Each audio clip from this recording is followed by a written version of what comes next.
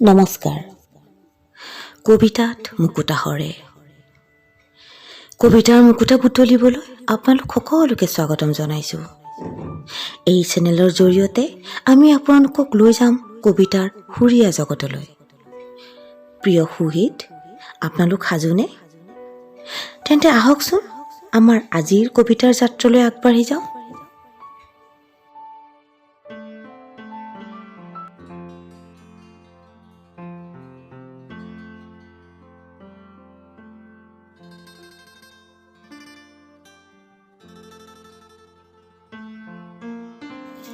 কবিতাৰ শিৰোনাম অদৃষ্ট।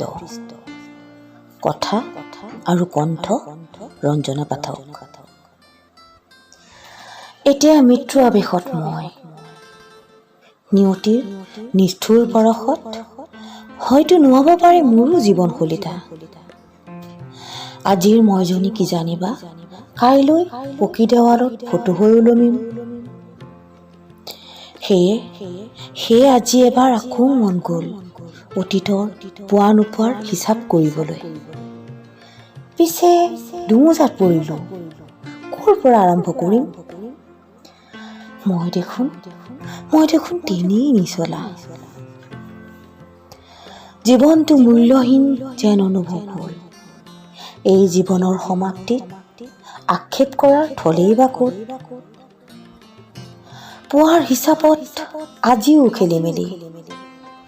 নোপোৱাৰ তালিকাখন কিন্তু নিখুঁতভাৱে দীঘলীয়া হ'ল নিবিচৰাকৈ। সুহৃদৰ অভাৱ নাছিল জীৱনত, পিছে অভাৱ আছিল সহৃদয়তাৰ। আছিল অভাৱ বিশ্বাসৰ,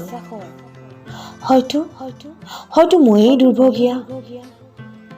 ভুলকেই ভাল বুলি আঁকোৱালি লৈছিলো যে, সেয়ে চাগৈ হিচাপত আউল লাগিল।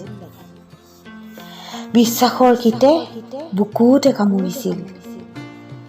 বৰ মিঠা আছিল সেই বিষাক্ত দংশন, যাৰ বাবে বুজাত অসুবিধা হৈছিল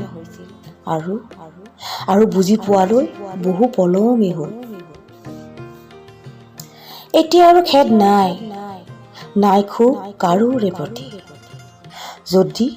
যদি জিনিবলৈ হওঁ সফল এই যুঁজ জীৱনৰ, তেন্তে অভিজ্ঞতাই সাৰথি হ'ব অনাগত দিনত দূৰ দিগন্তৰ সোণোৱালী বাটত। যদি জিনিবলৈ হওঁ সফল এই যুঁজ জীৱনৰ, তেন্তে অনাগত দিনত অভিজ্ঞতাই সাৰথি হ'ব দূৰ দিগন্তৰ সোণোৱালী বাটত, দূৰ দিগন্তৰ সোণোৱালী বাটত।